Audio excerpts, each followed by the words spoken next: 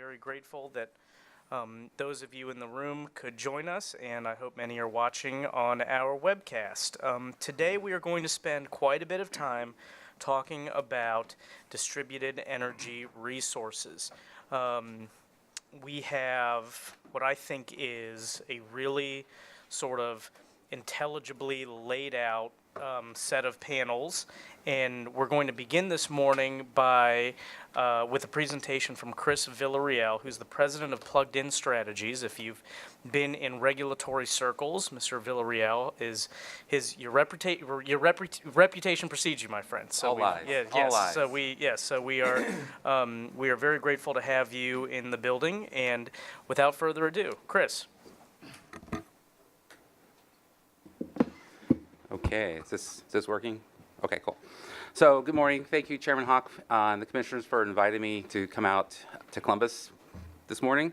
I've been here all week, and I thought the past 2 days have been great. Of course, today's going to be the best day of all.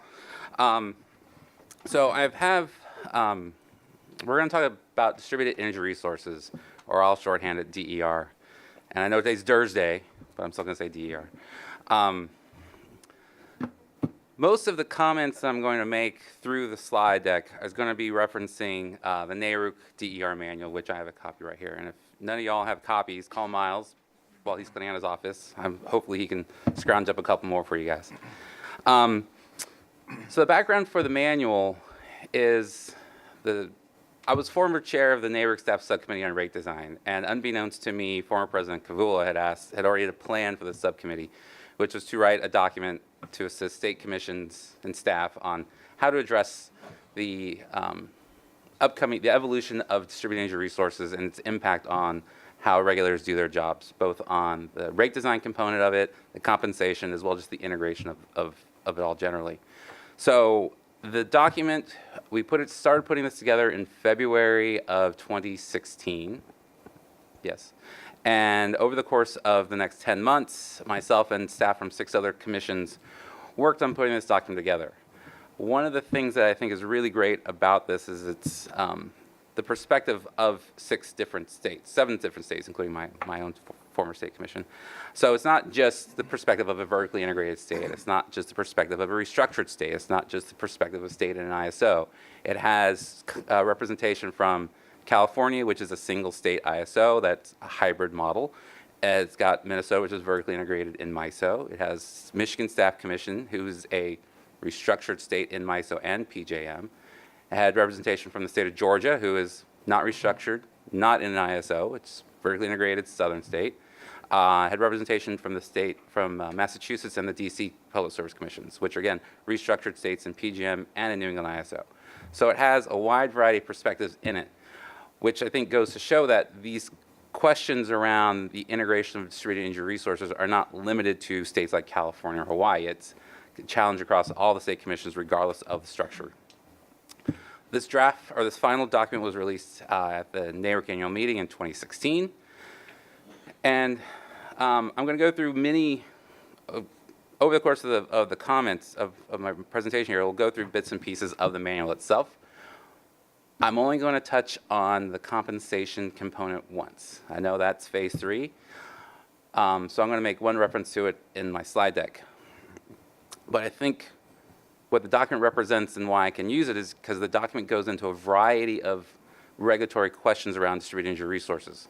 We wanted to make this document easy to read and pick up by someone who has no experience with regulation, rate design, or the technology itself, so that if you had a new state commissioner or a new staff who's just out of college who doesn't know much about the industry itself, they can pick it up and now they can go, oh, well, that's what rate design means, and oh, those are what distributed energy resources are, and oh, this is why it impacts these two pieces work together. And lastly, for the folks, the millions watching at home, if they don't have it, there's the link to the document on the NERC webpage.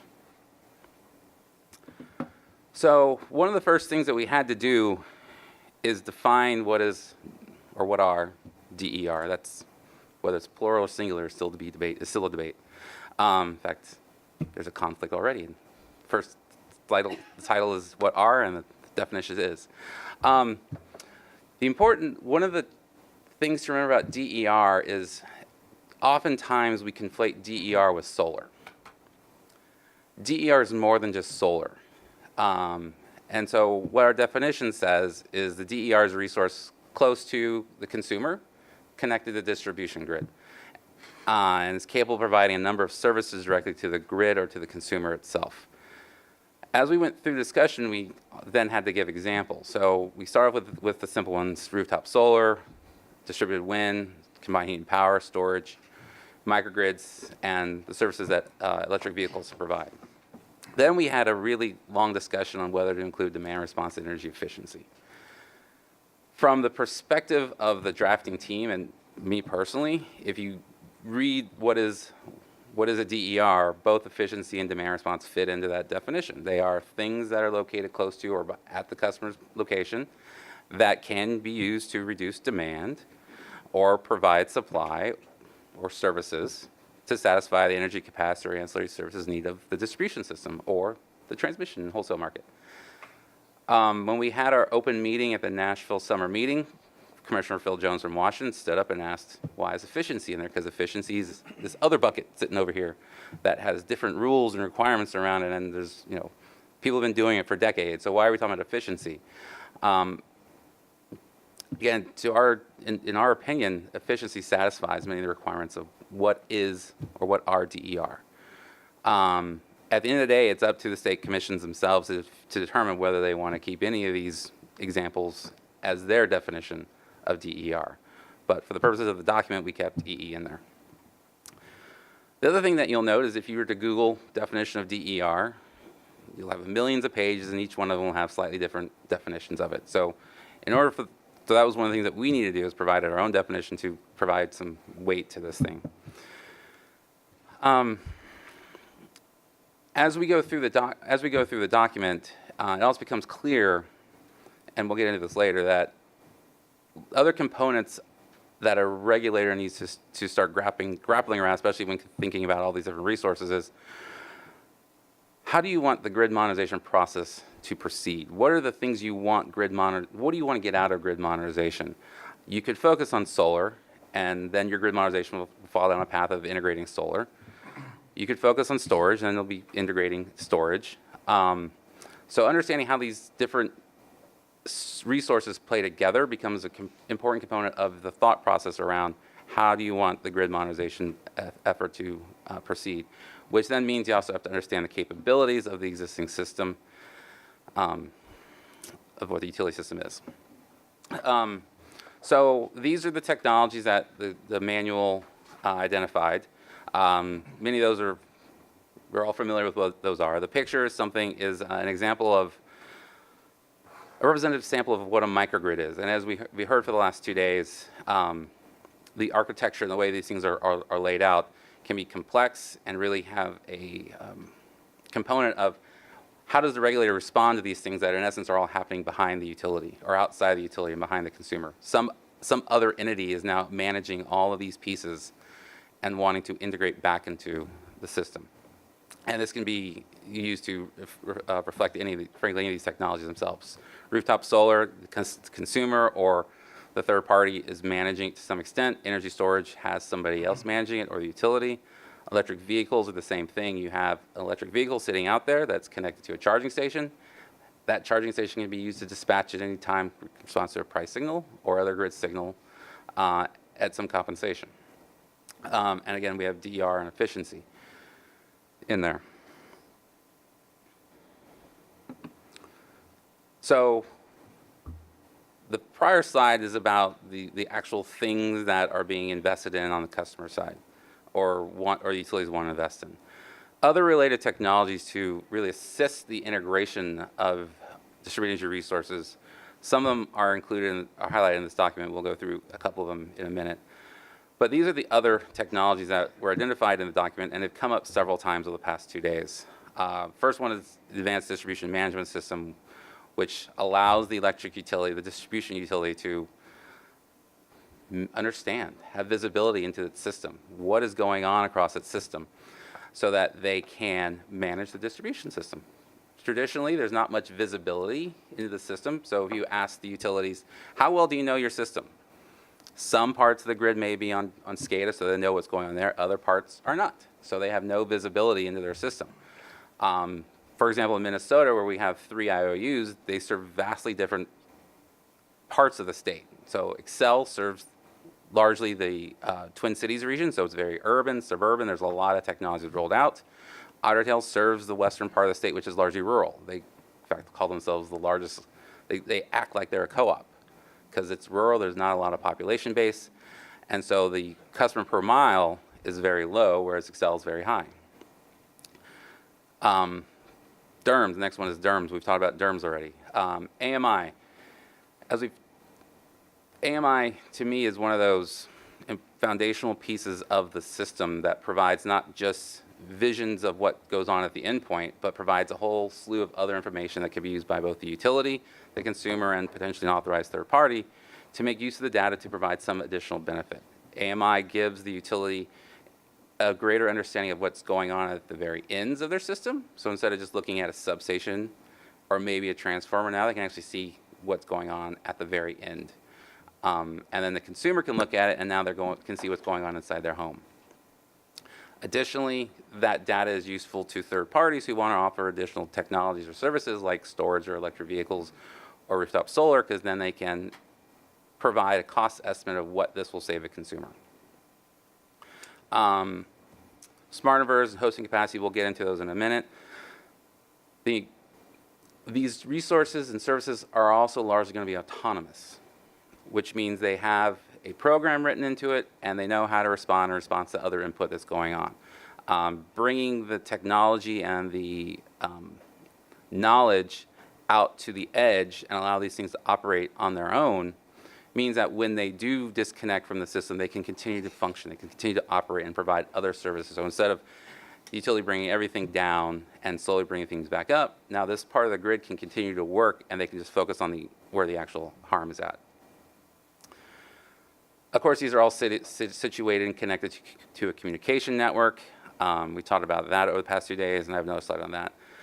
But largely, the question is, how do you utilize these services and technologies between the utility and the customer and the third party? So you got to have some amount of integration that takes place.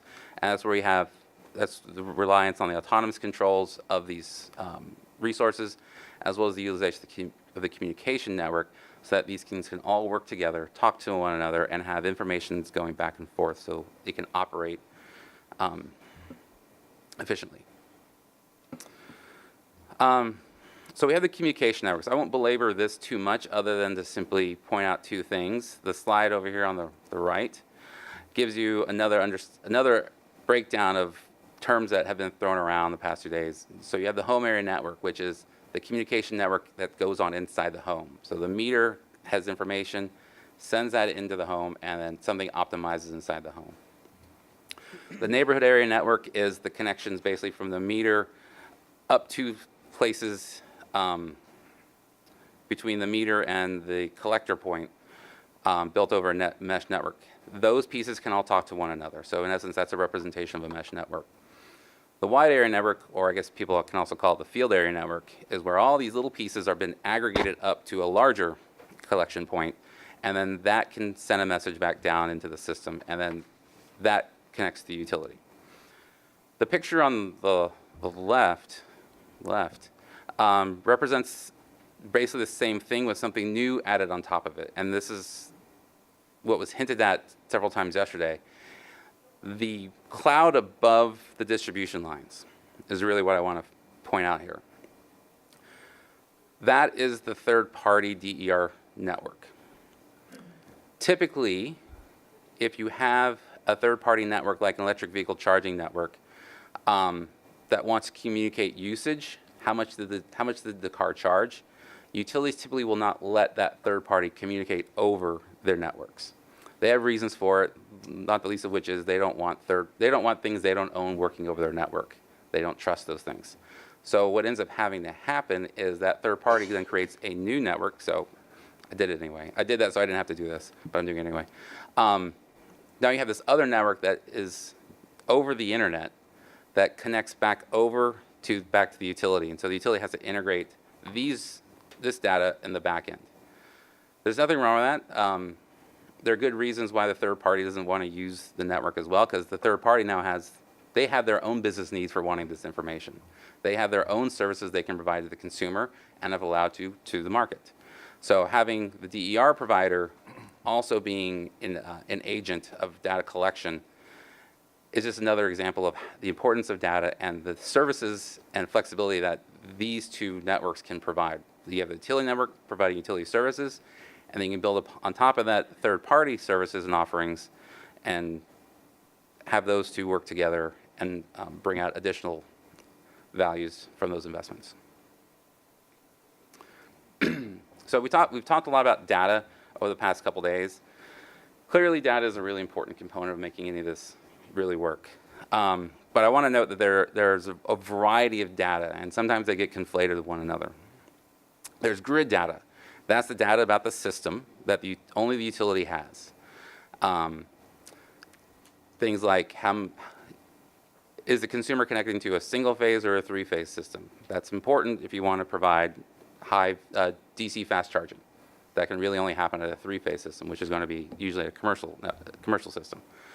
How much available capacity is available at any point on the distribution system? That impacts whether or not a rooftop solar or community solar garden can interconnect at a location.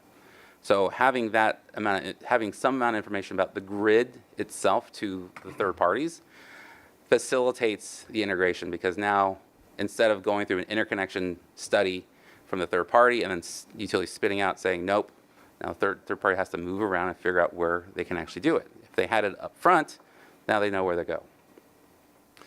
And then we have the consumer data, which we're largely talking about consumer electric usage data, but there's also other components of customer data like account number, billing cycle, and other information about the consumer. In both of those instances, there needs to be some ability to share data, and that's just not from the utility to some third party. That also includes from the third party to the utility in some cases. The ability to share clearly is couched in privacy and security concerns, which are reasonable, and that's a role for the commissions to get involved in. Suffice it to say, if the consumer if the consumer wants to share consumers' data, that's a choice that the consumer can make. And in restructured states with competition, that's a decision that's already been made. Now we're just talking about additional services other than just generation. Now we're talking about installing rooftop solar, talking about whether electric vehicles or storage makes sense at a location. So we're talking about additional uses on top of the data other than just the provision of electricity. One of the things that I don't think he talked about it, but Michael Murray has been really working hard in California is to push through a click-through consent process. So, he talked about using one login.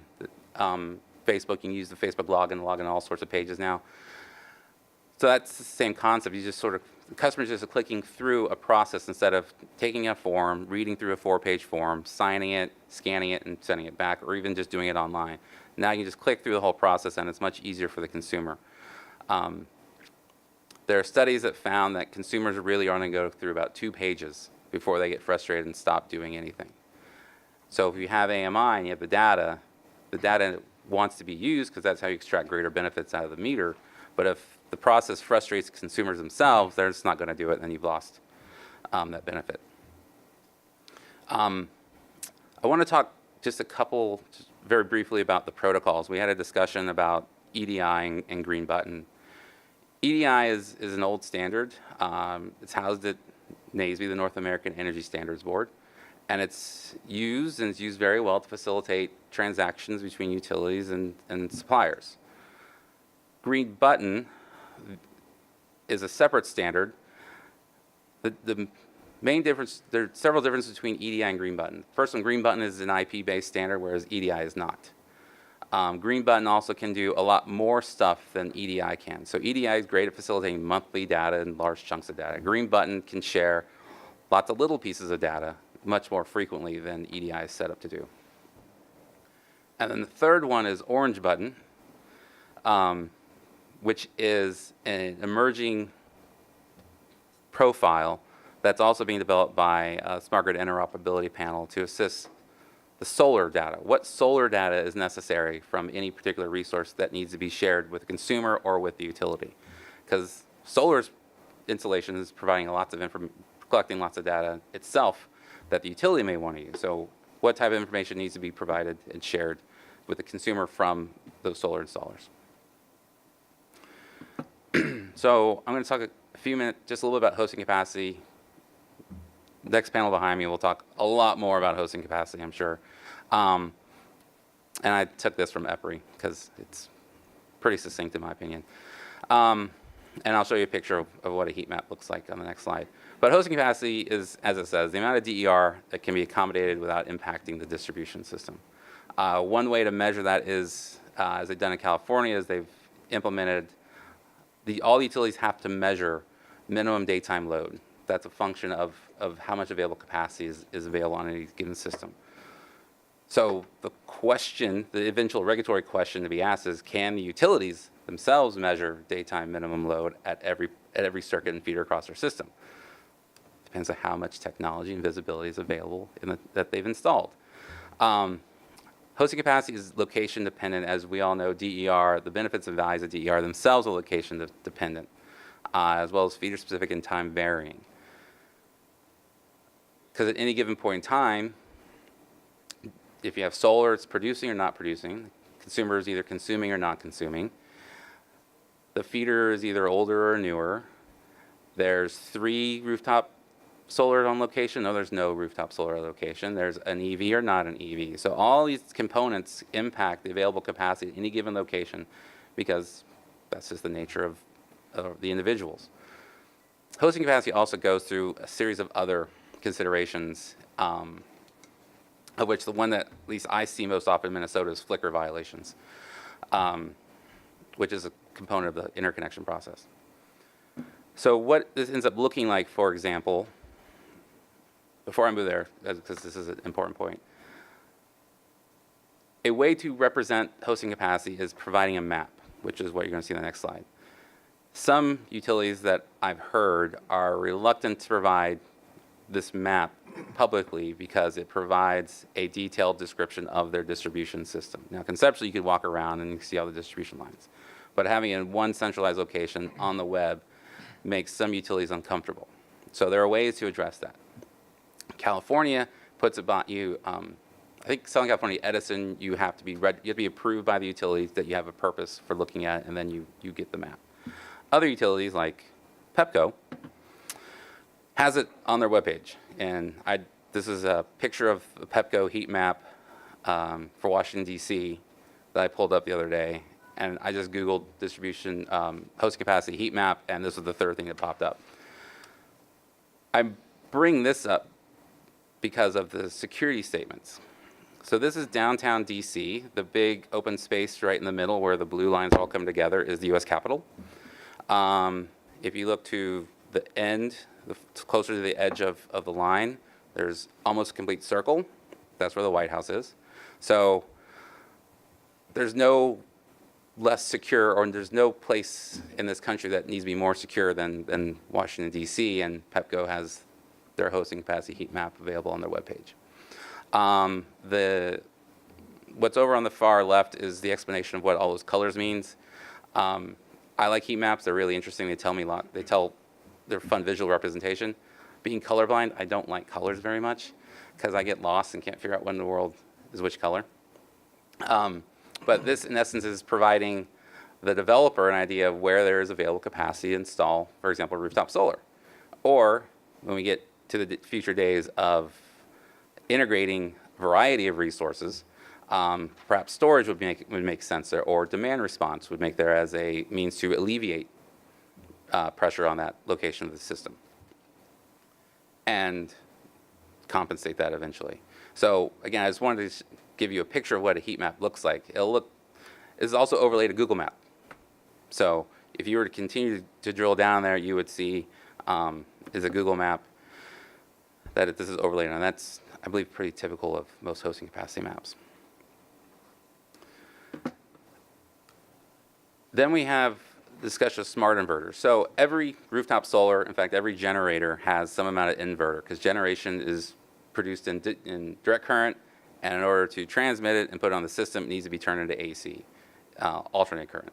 So everything has an inverter so that it can be put onto the system. As it applies to rooftop solar in this instance, the smart inverter can address other challenges that rooftop solar presents to the integration of the system. So the first picture in the upper right, which is in the manual, it's some old data that San Diego Gas and Electric had presented. And it details how the fluctuations in voltage in this instance can get hidden if you don't have the visibility. So as we go clockwise from the top upper left, that is looking at an hour, for example, or so that's a nice, not a smooth curve, but it's lines. And then as you start getting into 5-minute data, now you can start seeing where the fluctuations happen. Well, that still doesn't tell you it still provides you some information. And then as you start getting down to 1 minute, now you see how it's really going crazy until you get to the 10-second data, which shows that, in fact, there's a lot of voltage fluctuations happening really fast. Traditionally, what would happen, the way that the fluctuations get solved is the transformer capacitor addresses that issue and smooths out the voltage, which is great, except that capacitor is usually designed to operate once or twice a year, and now it's being asked to operate dozens of times within an hour, which shortens the lifespan of that transformer. So the smart inverter can address many of those voltage fluctuations before it even gets onto the system. So yesterday we heard about volt var and conservation voltage management, this kind of does the same thing except before it even gets onto the system. So it solves a different challenge that voltage has on the system. Now, most new solar installations that you're going to put on your roof today already come with this functionality in it. So it's available, can be used, does all this stuff. However, most interconnection tariffs use a version of a standard called IEEE 1547, which has been bandied about the last 2 days. That version of 1547 explicitly does not allow any of these functionalities to happen. And there was a good reason for that when it was done. And Michael will talk more about where we're at in 1547. So one of the reasons why it's there is when you have an outage at a location, you don't want power flowing, uncontrolled power flowing on the line, because the guy who has to go and fix it, if there's still current, bad things are going to happen. So everything was shut down. What the smart inverter can do, though, is it can island that system, which means power is not going to be flowing, but power can still be generated at the house. So if you have an outage and you have rooftop solar on your house and there's an outage, the smart inverter can redirect that power into the home and not have it go out to the system. So the second standard, UL 7041, is the safety standard, and UL 7041 has already been approved, and they are certifying smart inverters to meet some of those functionalities, which is in the bottom box, which deals with islanding and voltage ride-through, which allows voltage ride-through basically says, as we heard from yesterday, there's a range of acceptable voltages, and every so often those will either go above or beyond. And traditionally, if you go above or beyond, the system just shuts down. It doesn't need to, because it can ride through the voltage and continue to provide support to the system. And I'm sure Michael can talk to you more about this than I can. The reason why this was all implemented was California Rule 21 initiative, where they were revising their existing interconnection tariff, and because of the amount of rooftop solar in the system and the limitations on the existing standard, they worked through a revision to the standard that is in place today. So when we start putting all these pieces together, like smart inverters and rooftop solar and storage, and this is the one point where I am going to talk about compensation a little bit, is the value of these resources are not just single values. They don't just do one thing, and both of these pictures are images of related to storage. So the wheel chart, which is also in the manual, is from RMI, which talks about storage resources providing value to the customer, distribution system, and transmission system. So that could be one storage resource that can do all of those things. So if we're just focusing on the consumer, we've lost 2/3 of the potential value of a resource. If you're looking at consumer and distribution, then we've lost transmission system. the provision of all those services can make these resources incredibly much more cost effective if you consider all the values. The box on the right is from California Commission, where those are the adopted use cases, which in essence says the same thing just from a regulatory side of transmission, distribution, and behind the meter. These are the values that a storage resource can provide, and these are the use cases of examples of how they can provide the information, of the value. So all this is going on. Consumers are doing it. Third parties are implementing it. Utilities sitting there waiting for this stuff to come on and just responding to what's going on. Because regulatory commissions will get a rate case, and the utilities will come and say, we are way behind, we can't meet what's going on. So now we come to planning. And you've seen this graph before, so I don't need to explain it. And it's also in the manual. The important point from my perspective is this provides an outline of how to plan going forward. Powerful. Over time, the technology will become more complex, more advanced, and there's more capabilities that those technologies can do. So how do you have a distribution system put in place with the appropriate technologies to make use of all of these services and resources that many times consumers themselves are making their own investments in? So if you have a consumer with storage that's paired with solar, it can do a number of different things to support the grid. But if the grid is not capable or isn't valuing any of those services, then all you're getting out of it is the consumer's just avoiding their bill, not actually unlocking the other amount of value that these resources can provide. So understanding where you are on the curve and then monitoring it, which is one of the conclusions of the document, will help the commissions and the utilities plan for where these things are going on over time, which is when we get into distribution system planning, which is generally similar to transmission system planning, just done at the distribution level. And this is not typically done in the level that we're talking about. Utilities do distribution system planning to figure out when they need to replace infrastructure. This is like that, but much faster and much more specific in what they're thinking about. So it's not just this transformer is getting old and we want to replace it. Now they have to figure out, well, this transformer we put in 5 years ago, but because we now know there appears to be electric vehicle on there and there's some rooftop solar on there, that transformer is likely to fail much faster than this thing that's been out there for 20 years because that's underutilized. So now they need to focus on where on the grid these things are occurring and how that affects their asset replacement cycle. The word that's out there is situational awareness. So the utility needs to now know what their system is doing and then planning accordingly to it. Part of that conversation from the regulatory perspective is what is the no regrets technologies that the system needs to have. And additionally, now because these resources are sitting out there, can these resources be utilized to avoid or defer infrastructure investments? So this is where we have non-wires alternative shows up. The concern around that is simply the reliability. So there'll be cost concerns, but reliability. Can these resources be utilized to support reliability needs? Because if they can't, well, we're going to build more things. A way to achieve the consumer benefit is the development of a platform for the market side.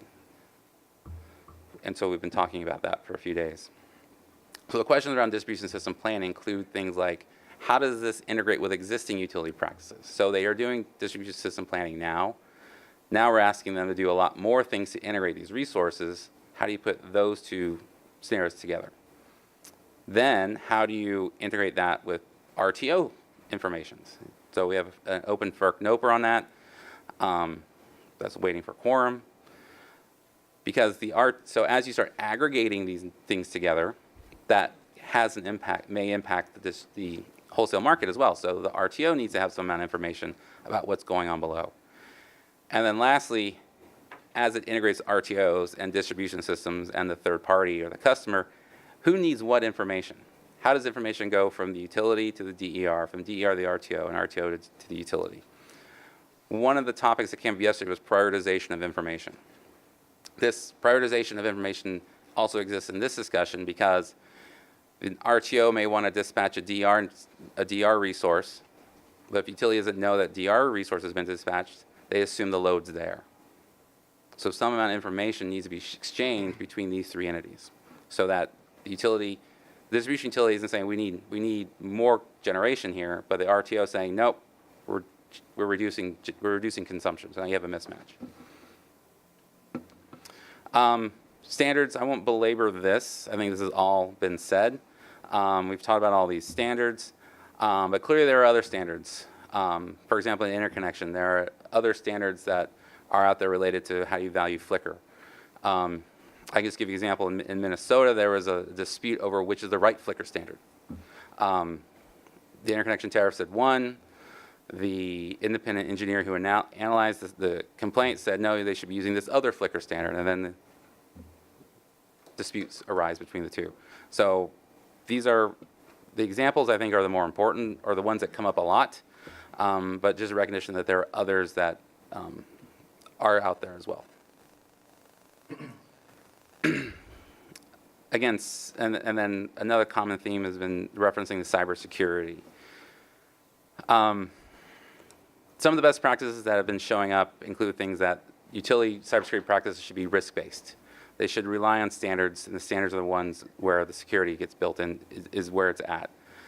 Importantly, from the cost-based side, having security built in is much more cost-effective than putting it in at the end. When you think about cybersecurity, it's important to also understand that some 90% of all the things across the electric grid, 90% of them are not subject to NERC SIP requirements. In other words, 90% of utility infrastructure is the distribution level or below the subtransmission level. So talking about NERC SIP is really important because we're talking about transmission and generation. NERC SIP doesn't apply to the distribution system. That's the purview of the states for the time being. So the conclusion, I just want to conclude with a few other things about the manual here. There are a bunch of text boxes thrown out the document. And the text boxes are there basically to highlight that this manual and the topic of DER itself goes beyond just the technology and the rates design. There are a number of other policy considerations that a state commission would want to deal with. So for example, the biggest box is distribution system planning, which we've already talked about. But then we have other things like aggregation. So when you think about value stacking, those are one resource. But if you want to do a portfolio of values, now you have to aggregate a variety of services. So you can aggregate storage and demand response, electric vehicles, to provide a service back to the utility. You have to aggregate those. Wholesale markets, RTOs, also are required to allow aggregation. Whether a state allows it is a state decision, but there are values that are there to aggregating them to a larger number to then impact the wholesale market, ostensibly to lower costs. Monitoring the adoption levels is an important component and something that's probably incredibly uncomfortable to state commissions because this is not their job, arguably. But in rate cases, the utilities are responding to something, and the commissions then are responding to the response. So if you start considering and monitoring the adoption level, having utilities submit reports every so often about how many electric vehicles are out there that they think they know about, now you can start planning ahead for what are the appropriate policies. Do you need to change your rate design? Are those investments reasonable and prudent to meet expected future situations? And the middle one is sort of my keeping people connected is sort of a plea of mine. I am a believer that the system should be considered more as a network, and the network is more valuable the more things and people that are connected to it. If policies are there that create barriers to participation, consumers will get frustrated, and the market will find a way to work around the network, the grid, which means those benefits and those services will not be available to the system, which means the system is not valuable. The system is an incredibly valuable piece of our society, and we should be encouraging people to stay connected.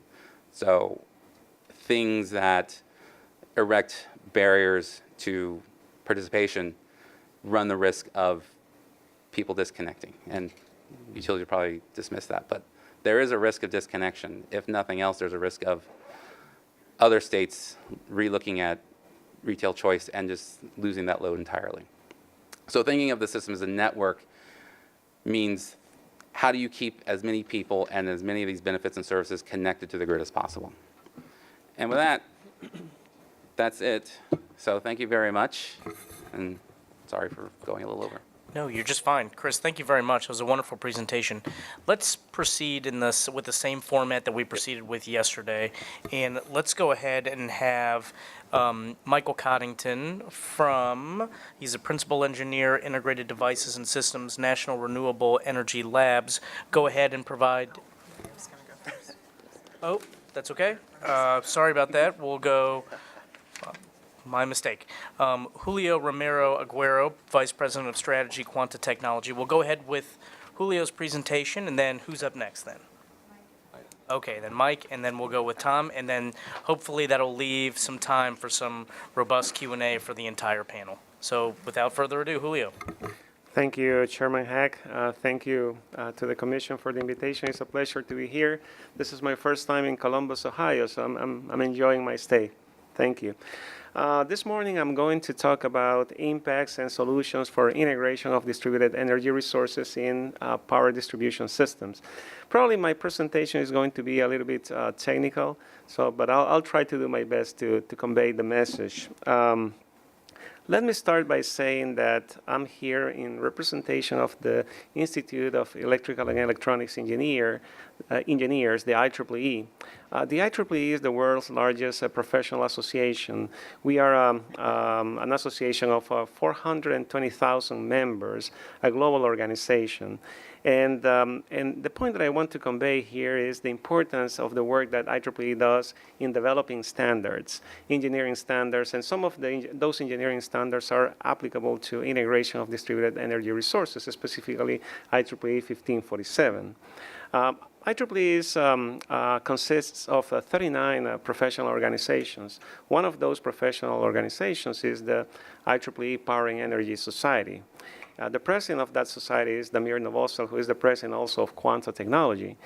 We are, in the IEEE Powering Energy Society, we are 35,000 members. And what is important about the Powering Energy Society is that we develop standards. That's part of what we do. 40+% of the standards, IEEE standards, have been developed by the IEEE Powering Energy Society. And IEEE 1547 is one of those, among others. And these standards are being used today by the industry, by utilities all over North America and also all over the world. As I mentioned before, we are an international organization, a global organization. We have presence, we have chapters all over the world, in Latin America, Europe, Asia, Africa, also in the Middle East and so on. So recently, last week actually, many of my colleagues here, we got together in Chicago for our annual IEEE PES General Meeting. And in that venue, we exchanged opinions and information about what is happening with the industry, what we are talking about today. And basically, the idea is to incorporate all that feedback in the development of standards and solutions for the industry. So let's start with the topic this morning, distributed energy resources. And in general, distributed energy resources, although we talk about distributed generation quite a bit, and specifically about photovoltaic distributed generation, distributed resources covers additional technologies. Specifically these days, I think that one of the relevant technologies is distributed energy storage. It's very important. Demand response was mentioned before, energy efficiency, microgrids, and others. In general, these are small-scale, either power generation or energy storage technologies located close to end users, close to consumers. And what I mean by small scale is when we compare them versus centralized power generation stations, we are talking about distributed generation is usually in the range of a few megawatts compared to hundreds of megawatts when we talk about centralized generation. The topic of this presentation this morning, we are going to focus on distributed generation and specifically photovoltaic. And why? Because, well, it's pervasive. It's becoming ubiquitous. If you talk to utilities all over the US, North America, in the world, it's a reality today. They are experiencing proliferation of that technology. And what is important is what is happening. How are they integrating that technology into the distribution grid? And we'll talk about some of the challenges associated with that integration. This is just an example. One of the, let's see, the drivers behind that proliferation, the fact that technology prices for that specific technology for photovoltaics is decreasing steadily and significantly. You can see this plot. This is from basically the last 15 years. This is data from 2015. You can see the steady decrease of technology prices for residential PV and also for non-residential photovoltaics, utility scale. And the expectation is that this trend is going to continue. Something that is important that let me mention here is that a similar trend is starting to being experienced by energy storage technologies too, specifically by battery energy storage systems. So that is an important aspect that we'll return to that in a moment. Something that is important about distributed generation is the fact that interconnection of distributed generation in distribution systems violates the basic assumption of most distribution systems, which is that power flows in one way, from substations all the way down to end users. So when you interconnect distributed generation, that assumption may not apply anymore. You may have bidirectional power flows, two-way power flows, not only from substations to end users, but also from end users back to the grid, even injecting power to the subtransmission and transmission grid. And that is a reality. If you talk to colleagues, for instance, in North Carolina, to Duke Energy, if you talk to colleagues in California, if you talk to colleagues in Hawaii, in several different parts of the country, that is something that is being experienced today. Distribution feeders that let's see, evolved from being passive, what we call passive systems that consume the electricity delivered or provided by the generation and transmission systems, and now they are becoming active and starting to inject power to the rest of the grid. So that's a significant challenge. That can represent a significant challenge for utilities, for the industry in general, because the basic assumption was I'm going to design, I'm going to engineer, plan, operate distribution grids as with the assumption of one-way power flow, as radial systems. Historically, there have been exceptions, especially if you go to downtown areas of large metropolitan centers like New York. They have non-radial systems, what we call secondary networks, but those are exceptional cases. The large majority of suburban and rural areas and also urban areas are served through radial systems, radial distribution systems. So this is the distribution system of the past. This is a very simple example. We have a substation and we have distribution feeders, and then along those distribution feeders, we have service transformers, the ones that are close to your homes, and then we have customers served by those service transformers. That's the past. This is the present. This is today. We have distributed generation, and we are starting to see distributed energy storage as well everywhere in the distribution grid, connected to medium voltage lines, to what we call high voltage lines in layman terms, 12.47 kV, 13.8 kV directly to those lines, and also behind the meter to low voltage grids. Behind the meter, for instance, rooftop solar is a good example. And we also have, of course, larger distributed generators connected directly to substations. So you can see that it's a significant change. So all the equipment, let's think about it, all the equipment and all the design and operations and planning practices that the utilities have been using for years, for decades, were proposed under this assumption, under this old paradigm. So now they need to be updated to let's see, to continue being relevant in this new paradigm. Now, something that is important here is that this is not going to stop here. Proliferation is going to continue, basically because the market is going to mandate it. Technology prices are going to continue declining. Technology is going to continue evolving, becoming, being able to provide additional services and so on. So this is going to continue. So the question is, how is the future going to look like? And we can talk about it for hours, I think. There are several different proposals. There are extreme proposals. In one extreme, you have, well, we are not going to need wires anymore. We are not going to need substations and distribution lines and transmission lines. We're going to be a collection of microgrids, basically. So that would be on one extreme. And then on the other side, it's, well, things are not going to change that much. Probably the truth is somewhere in between. We are going to evolve into hybrid systems. So we'll see certainly more distributed resources. We'll see some microgrids, especially in areas where we have critical customers. But certainly we'll see more distributed energy resources. We'll see more energy storage and other technologies. So returning to distributed generation, this is a list, and it's somewhat technical, of some of the impacts associated with integration of distributed generation. So probably the ones that are more concerning for utilities are related with voltage increase, voltage fluctuations, specifically in the case of photovoltaics, and also issues pertaining to thermal limits. So are we going to overload components of the electric grid? And that is a very interesting concept, because in the past, that has been a concern all the time, potential overloads due to load growth. So with power flow flowing from substations to customers.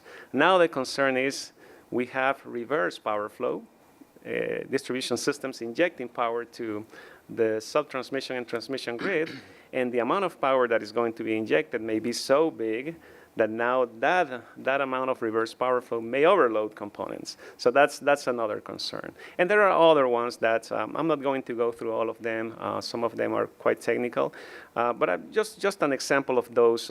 Those two examples are some of the key concerns. And this is for the specific case of voltage increase. I have this figure. Basically, we have two different feeders. And let's assume for a moment that there is no distributed generation at all in those two feeders. Then what happens if we take, let's suppose that we take a voltmeter, a device that allows us to measure voltage, and we start measuring voltage along that feeder, with no DG, no distributed generation. So closer to the substation, voltage is going to be close to what we call nominal voltage. And as we move forward, as we move away from the substation, that voltage is going to start decreasing.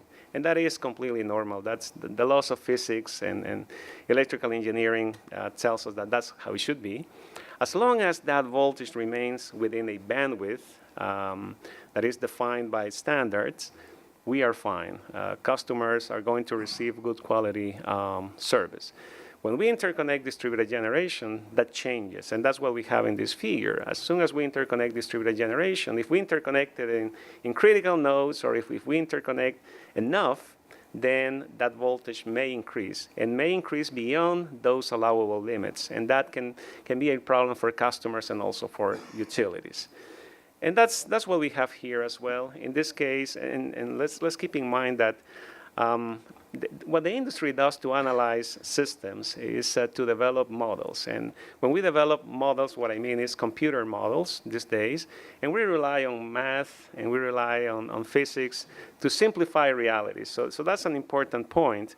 We try to we try to simplify reality, and we can do it in many different ways. We can use models that are somewhat simple and models that are very detailed. So we need to strike a balance between those two extremes. Hey, Julio, Yes. Really quickly, you have half your slides left and maybe 3 or 4 minutes left. So Okay. you got to hit a home run in Got the it. final 3 or 4 minutes, okay? Okay. Thank you. Okay, thank you. So this is an example of what I was mentioning before. That voltage increase caused by integration of PV. Now, PV is not static. The injection from PV fluctuates. So this is an example of what happens when you have that fluctuating injection. You have fluctuating voltage, and that can be a problem as well. So how do we evaluate these issues? We conduct impact studies, and those impact studies can be very simple, as I mentioned before, what we call screening studies, or they can be very, very advanced, what we call full impact studies. And we look at several different aspects, and they are listed in this slide. And the typical scope of work of those impact studies, and that's what utilities do, can be localized impacts, a single DG unit, a single distributed generator, or it can be system-wide impacts, okay? Additionally, we also, the industry utilities develop hosting capacity maps, and they conduct other studies to try to understand what is going to happen with their systems in the future as DG proliferates. Now, how do we solve these problems? There are many ways to solve these problems. There are conventional ways, and utilities are doing this today. A good example would be to build express feeder, a dedicated feeder to interconnect a distributed generator. But there are also smart solutions. And we have been talking about advanced inverters, and that is a way to address those issues. It is not the only way. Energy storage is another way. But something that I want to emphasize here is another way to do it is to make sure that systems are ready to incorporate distributed generation. That's the key message that I want to convey. If we know that distributed generation is going to be pervasive in the future, we need to start working today to make sure that distribution grids are ready. Power systems in general are ready. There is no turning point. It's here to stay. That's the message that I want to convey. Let me jump these two slides and let me focus on IEEE 47, IEEE 1547, the work we are doing with IEEE 1547. For many years, as Chris mentioned before, there were key aspects that the standard didn't consider. The ability of distributed generators to help self-solve some of the issues that they cause. The new version of the standard is considering that, and this is what I have listed in this slide. Now, the standard is still not, it hasn't been fully approved. It went to balloting, and it was, we received enough yes answers in that balloting. So it's going to be, eventually it's going to be approved, which is great. But now we are in the stage of addressing comments. And we need help from the industry to address those comments. So this is my final, almost my final slide. This is the message that I want to convey to the Commission today. We need to work with utilities to make sure that they have the support of the Commission and the support of the industry to address DER readiness. And that the DER readiness includes many different aspects. Includes not only standards, but planning, engineering, operations practices. They need to be updated. We need to work also with customers. We need to work with vendors. We need to use grid analytics. We need to increase visibility over the grid, awareness over the grid. We need to develop better models, and we need to strike the right balance between the precision, the accuracy of those models, and the complexity of developing those models, and the amount of data that we need, the effort that requires developing those models. And there are also technology aspects. There are policy and regulatory aspects that need to be addressed. So this is the message that I want to convey. We need to get into that DER-ready mode. And at the same time, we need to be open to the possibility of new utility business models. Let's think about what happened to the telecommunications industry. In the 80s, when cell phones emerged, they were the exception. They were not the rule. And that paradigm has changed completely. Now, cell phones, which don't require any wires, they are everywhere. So I think that our industry is undergoing a similar transition. So we need to be open to those new models. And that finishes my presentation. Hopefully I didn't... Julio, you did it. Oh. In the final 4 minutes, you really knocked those out. Wonderfully done. Thank you very much. We'll move on to Mike Coddington, Principal Engineer, Integrated Devices and Systems, National Renewable Energy Laboratory. Mike? Good morning, Chairman Hawk and Commissioners. Thanks for having me here today. And just want to give a shout out to your staff who have really done a great job pulling this together, so that's not easy to do. So I want to dive in a little bit more and give you an update on what's going on with codes and standards. And it's not always the sexiest subject to talk about, but it is important, and And as Julio mentioned, there's a lot going on. Chris mentioned it as well. And I'm going to, again, try to give you a little bit more information and maybe a heads up and what you might see as some work to be done in the next year or so. And I want to briefly talk about the utility process that we're seeing and how that might be impacted with the changes that are coming around the corner. So I like to talk about the whole interconnection puzzle because I've seen it in my experience. I spent almost 20 years working for electric utilities prior to coming to NREL 10 years ago. And I've got a story I want to talk about in just a minute, a real example that was kind of a disaster that should be avoided. But, right now we've got the smart inverters and advanced technology, and that's kind of leading the way here when you look at these puzzle pieces. And we're about ready to have a new standard, IEEE 1547, the full revision, published. But the interconnection rules and processes are going to need to reflect that pretty quickly.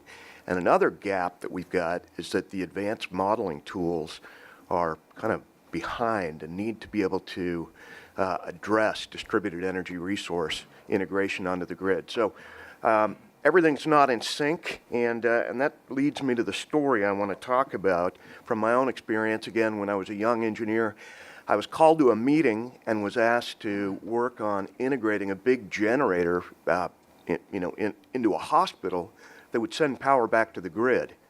And, it didn't take me long to come up with my response, and that was, no, you can't hook up this system onto my distribution feeder. And I looked a little younger back then. But honestly, I saw problems with interconnecting this large generator. And the problem is that if you look at these puzzle pieces, we didn't have any kind of experience. We didn't have codes and standards for this. We certainly didn't have any tools for modeling this, and we didn't have the advanced technology. When I said no to the person who's now a vice president at the large utility in Colorado, she said, "You can't say no. That's not an option. This is a rule coming from FERC, and no is not part of the lexicon here. We just make it, we hook these things up." Well, this is the first one, basically, in a very large system. Well, the bottom line is that there were a lot of problems with that generating system. And within a couple of years, this had to be dismantled and people lost their jobs. I can tell you this, if we would have had the right technology and the right standards and codes and process in place at the time, this would have been successful. But back then, it was a policy issue, and we just followed the policy without any experience or codes and standards, and things kind of fell apart.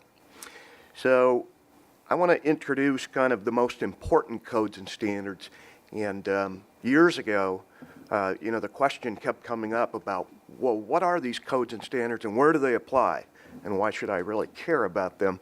So what I've done is listed really what I see as the most critical codes and standards, and just for you to kind of look back on and where do they apply. And in the left side of this graphic, you see the National Electrical Safety Code. That's what most utilities kind of design their system around. And that applies generally to the way utilities design their system. This ANSI C84.1, this voltage standard that was discussed earlier by Julio, very important. That's also the utility, and that's one of the main concerns, is keeping voltage within limits. And I can tell you from experience that if the voltage gets too far outside of those limits, typically plus or minus 5%, for too long, equipment gets damaged. And that's usually customer equipment, and that may lead to a PUC complaint or other problems. So utilities don't want to see that voltage get outside of that range. The point of common coupling is where this IEEE 1547 interconnection standard applies. And generally that's kind of inferred to be the meter.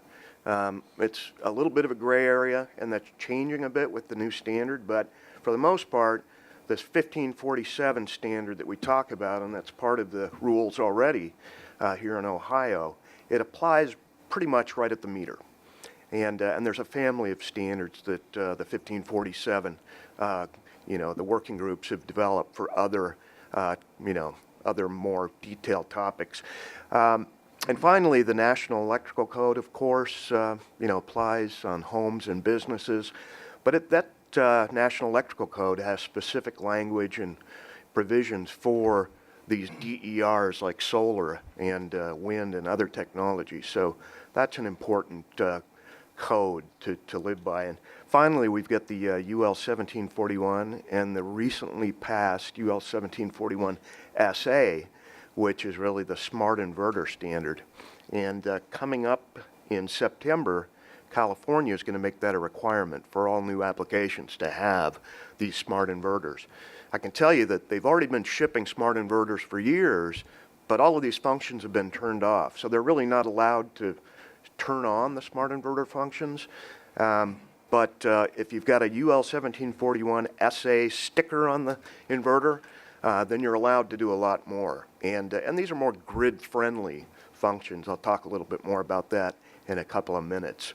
And I think that includes, being able to integrate batteries and helping these systems to ride through more efficiently, especially during storms. People were a bit upset during the hurricane a couple of years ago because all of the photovoltaic systems went offline.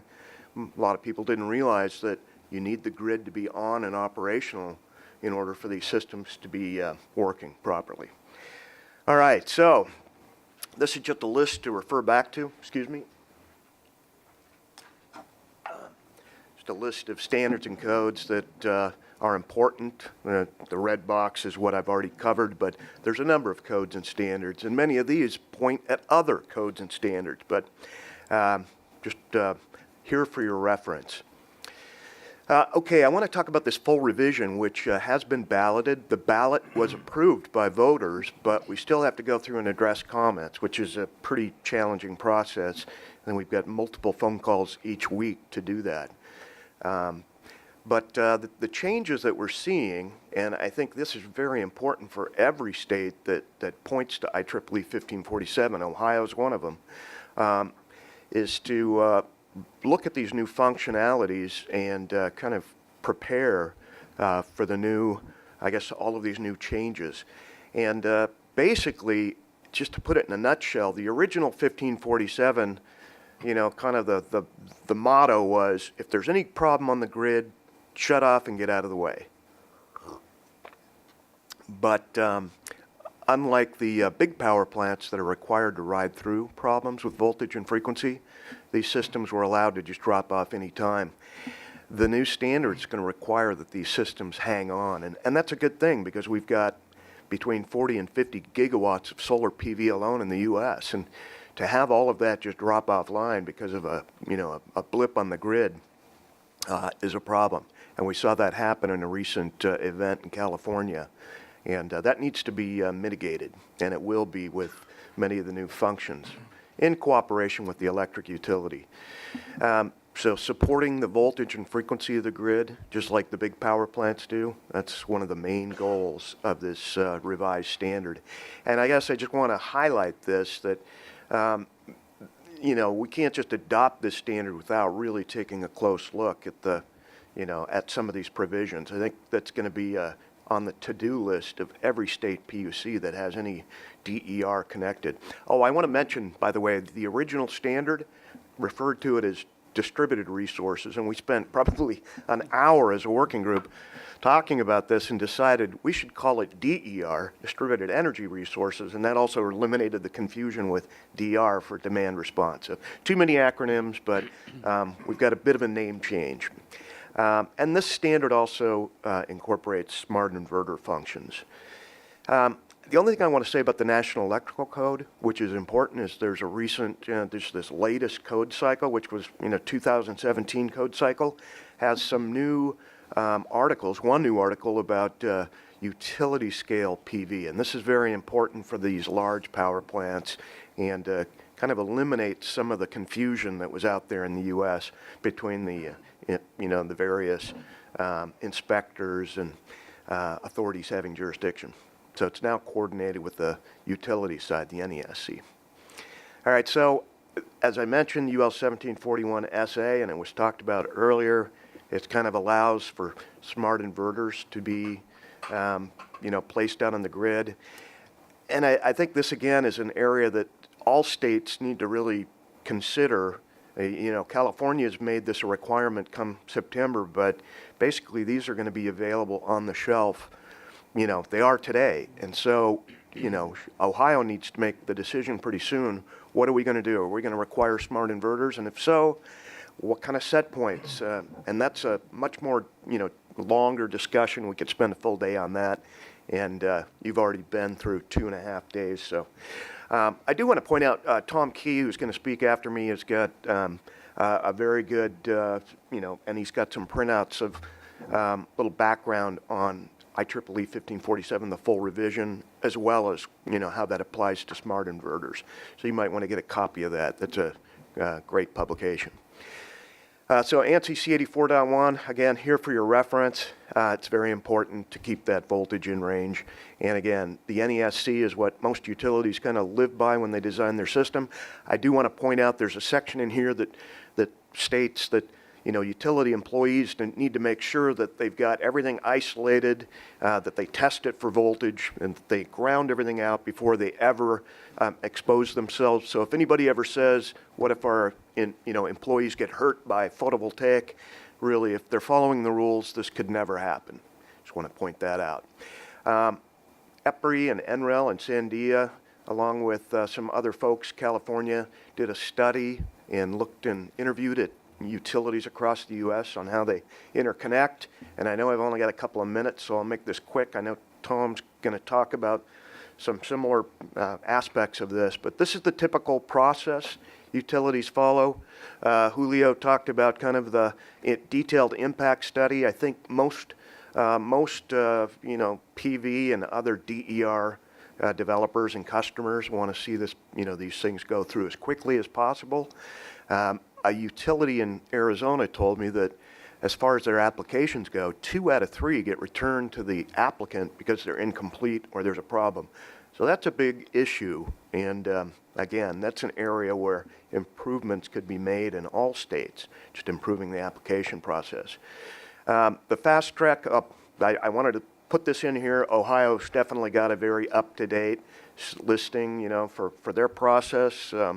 Definitely a lot of work's gone into this, but this is going to need to be updated with the new codes and standards. So definitely put it on the to-do list. These are the FERC screens. I won't spend any time in this other to say that Tom and I worked on a paper with some other folks back in 2013. It got submitted to FERC, and they actually opened up the small generator interconnection proceeding and made changes for the first and only time. So. And it all got to, point back at this 15% penetration screen. And I won't say much more about that, but there's some papers published if you're interested in learning more. Finally, this is my last slide. I just want to point out that, based on these interviews we had with utilities across the country, and we talked to 21 of them, and we just had to stop at that because these were very detailed questionnaires. But common issues that came up from the utilities, and we feel these are realistic, but voltage regulation, protection coordination with the fuses and the reclosers and the substation circuit breakers, these are all very legitimate concerns that need to be addressed, especially for the larger power plants. Concerns about reverse power flow, as Julio mentioned, the power's not flowing in one direction anymore. These electrons are certainly fungible, and you never know where they're going to go, and that needs to be addressed in some cases. And then there's concern about unintentional islands, it's a concern, but it's not generally a real issue. There's other concerns by the utilities, and I guess I just want to wrap up by saying with the advent of the smart inverter, which really is going to help, I think, these systems be good grid citizens, and you can get a lot more DER installed on the line, and that's been shown by modeling and actual experience. This needs to be discussed, I think, in Ohio and, again, other states, and the whole IEEE 1547 with all of the changes really needs to be looked at as this gets adopted nationwide, and we expect that to be published toward the end of this year. So with that, I'll move on and let Tom take it, and look forward to your questions. Thank you. Mike, thank you very much. Next up, we have Tom Keys, Senior Technical Executive, Renewables Integration for EPRI. Tom, thank you for joining us this morning. Thank you for, I guess, EPRI on the third time for EPRI. Appreciate being here. I'm going to try to give a bit more on just kind of how some of these issues and progress are playing out, and starting with a more integrated grid, which, but then with just making connections, some of the challenges we've had with connecting DER, and I'll talk about a few of the areas of forward progress. A lot of it's been done, by the way, with utilities and over some years, and I listed some things here to do. I won't cover those so much. I bet you have already talked about these over the last few days, but I want to make sure that how we are applying analytical tools, some kind of evolution or some extension of this hosting capacity concept is going to work for us. And then just this implementation of smart inverters, which I'm sure the commission here will be having to pay attention to, as Mike pointed out. So with this slide, I want to say I'm happy to be here, happy to still be working on this this area. I'm standing behind sort of the first set of grid connection power electronics or inverters. In this case, it was for solar. But I mean, the underlying technology that's going on with DER is this application of power electronics, whether it's end use, storage, fuel cells, DG. So we got started on that, pretty early. And then we started dealing with how do we get this connected to the grid. And so I'll be talking about some I think, really good progress on how we've done that. I think over the last few days, you've already brought up some of the huge changes that are, finally coming to fruition in the grid, where consumers are more, producers, where the end use is going to be more interactive and dynamic. This need for modernizing the grid in order to, accommodate these changes, and then just the fact that, and I turned off the screen, there we go, that our conventional generation is also going to have to change, and it is changing, of course, significantly to be more flexible and to address, this integrated grid with all this set of now distribution connected, resources that we can receive grid support. We're going to receive some energy, and we got to figure out how to do that. So EPRI's tried to capture this concept, something we call the integrated grid. Maybe Mark McGranigan might have mentioned that a couple days ago, but it was a good idea when I was at Sandia 30 years ago, and I think it's still a good idea. So again, that's one of the reasons I'm very happy to be here. I do want to make the point, though, that and it's not just solar, right? And we've said that, but I mean, solar has been a huge driver in this, and we've kept track of that growth since, 30 years ago or 40 years ago, I guess, in this graph, and it's suddenly happening very fast. But way back, PURPA, 1978, we realized that we couldn't say no. Right? We couldn't say no to a qualifying facility, and that begat some standards. You can see some early standards that were for DER in general, and later on maybe a little more focused on wind and solar. And that standard Mike mentioned and Julio mentioned actually came about initially in 2003, the 1547 interconnection of distributed generation. It doesn't cover load, it doesn't cover demand response, as Mike pointed out, but just how do we connect these devices? In 2003, we said, well, we'll connect them, but we don't want them to do anything. And then in 2014, we changed our mind, and now in 2017, we're going to require grid support. So that's kind of the background with almost 300 gigawatts of solar driving that forward, as you can imagine. So the summary of technical progress that you've heard on the standards, the interconnection, safety, I want to give a little more on how we're doing the more effective interconnection processes, where we don't say no anymore. There's some really interesting things on the analytical tools that are helping utilities understand not only what can be connected, but what they can do to allow additional connections. And that involves some grid support functions needed to be defined. We need to learn by doing, so some technology pilots are going on.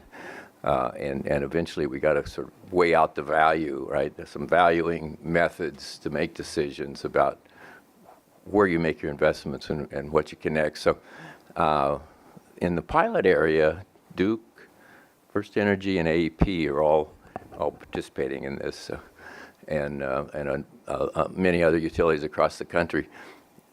This slide's for reference.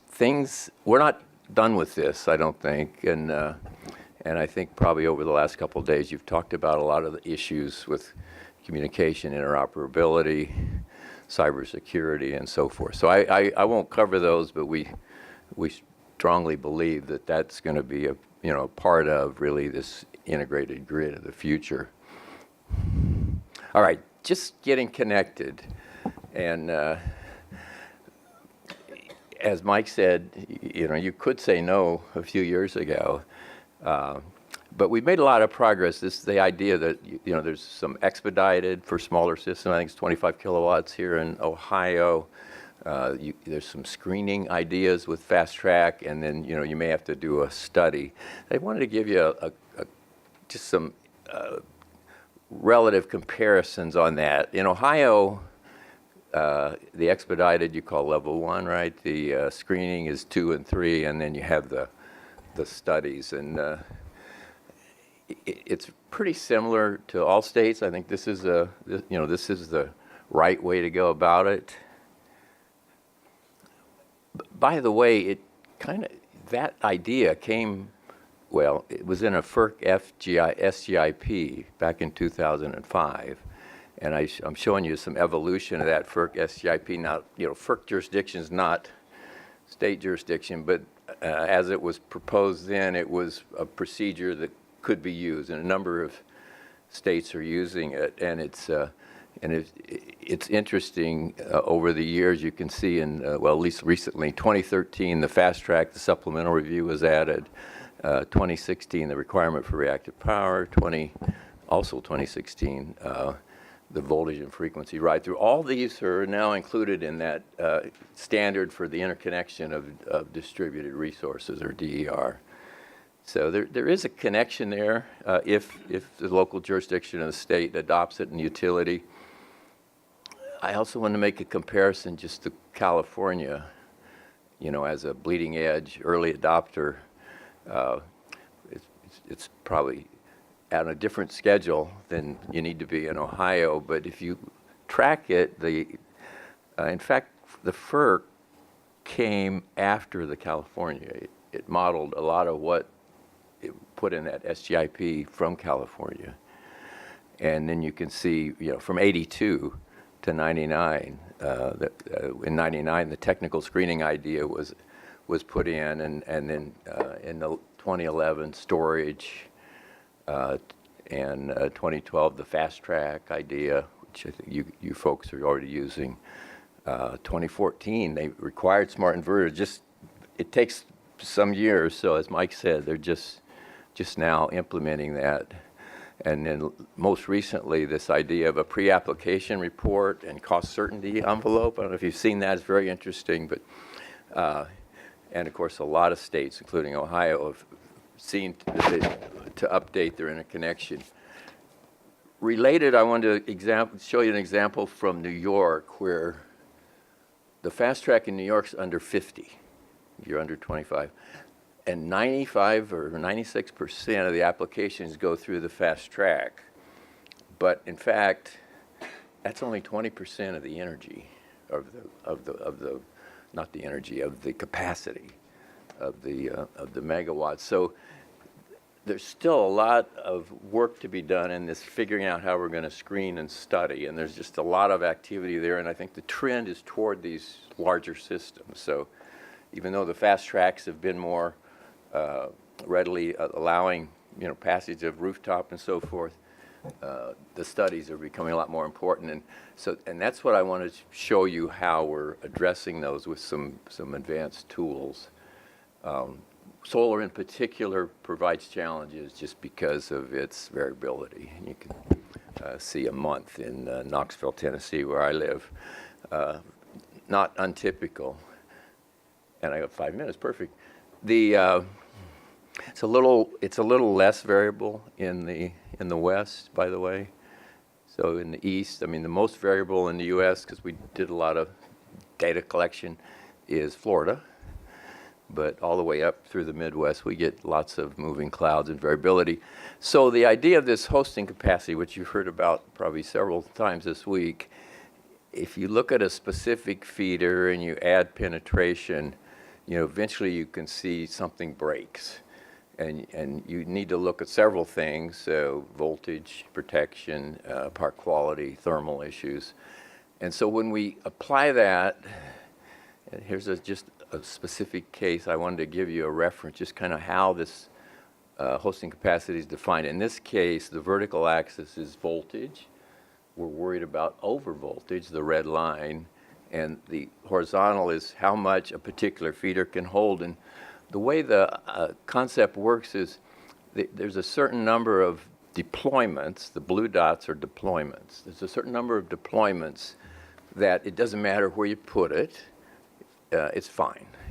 And then there's another set of deployments where it depends on where you put it, and and so there's we call that possible violation. And then finally you get to a point on a feeder where it just can't handle, doesn't matter where you put it.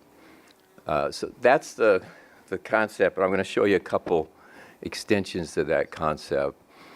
You've seen the idea of applying it. This happens to be Rochester, New York, one we did for the New York utilities up there. But let me take you to Chattanooga a minute. All those colors represent 300 feeders in Chattanooga, and we were able to look at that in some detail because they had a pretty advanced distribution system and data. They had the data available. And so we could look in some great detail where the red is a lower hosting capacity and the blue is our feeders with higher hosting capacity. And I want to use this just to show you a couple ways that you can extend this concept. So this is a plot of the area over Chattanooga where we might forecast technical potential or deployment of DG.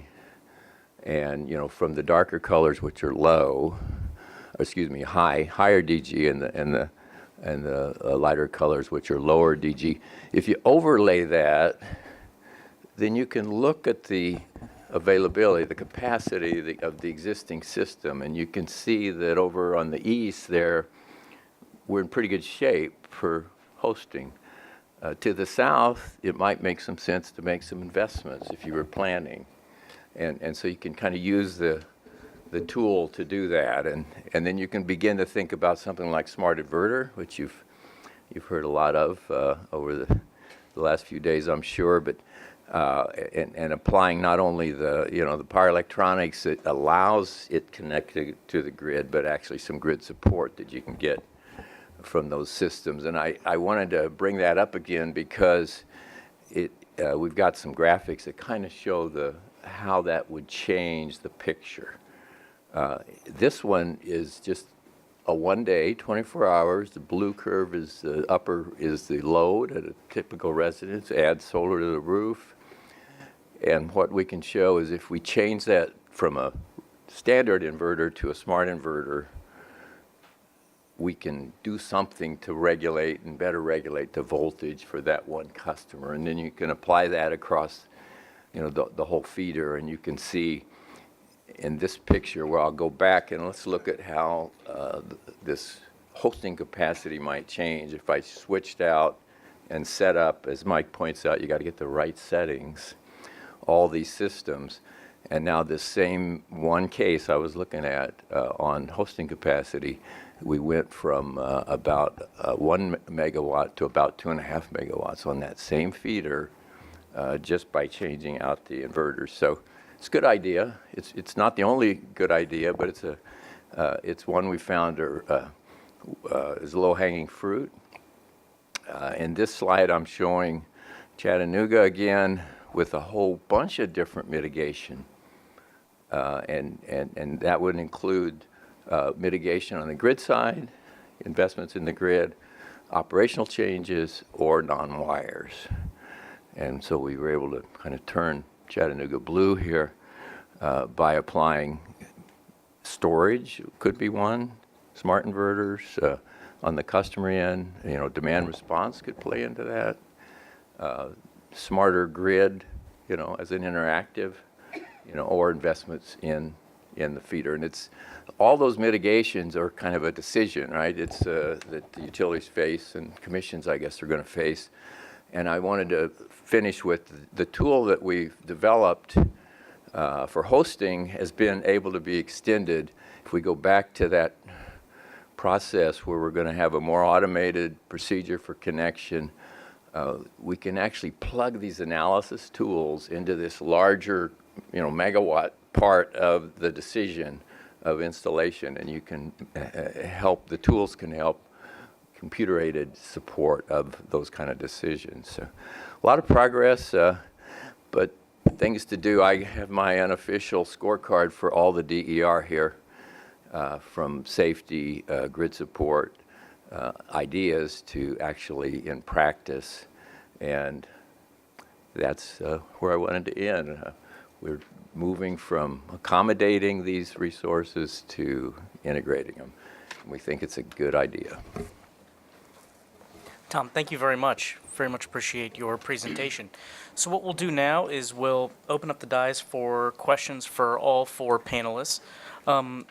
Let me start.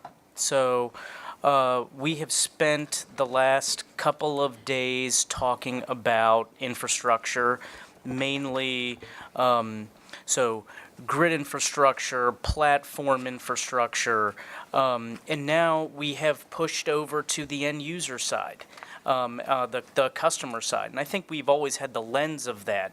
But I want to keep with this thematically and keep with the infrastructure concept thematically. And so, can we, with relatively succinctly, if we began phase 2 with Jeff Taft, starting with physical infrastructure and then building on with days 1 and 2, communications infrastructure, and now we're at the end. Now we're at the end user, utilizing a variety of potential distributed energy resources, and we're sort of working backwards now. Can you tell me somewhat succinctly the infrastructure needs, pairing the infrastructure needs from the end user perspective to the core elements of the platform that we've discussed? What are the infrastructure needs for whether it's a home or a business? You've brought up smart inverters many, many times. Can someone succinctly sort of give us a little summary there? If I could jump in as a former design engineer for a utility, I just want to point out that a big difference between the U.S. utility approach to this, to designing the system to accommodate all of this DER and other technology, it's typically paid for by the developer, the customer in the U.S. Germany took a different approach, of course, and they put that on the utilities and socialized the cost. Of course, their rates, the residential rates, have doubled in about 10 years. So I don't know how well that would go in Ohio, but in Colorado, I think 1%. Smashingly well. Yeah. Sarcasm. Yeah, right. So I think, again, smart inverters, that specific technology and other power electronics can be deployed at relatively, very little difference in cost, if any. And I think that's going to improve the platform for these DERs. Now, there's other technologies like communications and other things we've discussed, and I think there's going to be a cost and a real discussion to go around that. But specifically with smart inverters, I think as long as the set points are carefully deployed, and that's a bit of a lift for utilities. They're going to have some work to do to make sure that not just the Ohio utilities, but they're going to have to work with all of the utilities in the Eastern Interconnect to make sure they all play the same. So you don't have like the Ohio inverters dropping off and the next, New York inverters all stay on. That would be a big problem. So definitely some work to do. I'd like to add on Mike's comments. I think that, yes, certainly smart inverters is one of those components, but I think that home automation in general is going to become more and more important. We have been working in distribution grids in the deployment of distribution management systems. We are trying to manage the grid better. I think that at individual end user, we're going to need a similar technology to be able to dispatch those distributed resources that are behind the meter. That's one component. Now, when we move to the utility side, but still at customer level, I think that in the future, even today, I would say, we need to have visibility over all of those customers. And utilities still don't have it. Certainly, smart meters, AMI technologies are helping, but we are not there yet. Think about, again, I made an analogy during my presentation with the telecommunications industry. That's the type of reality, that's the future for electric utilities too, to have awareness over the operation of the grid at a grid edge level. And we are not there yet, and it's going to require significant investments. Now, they need to be made carefully.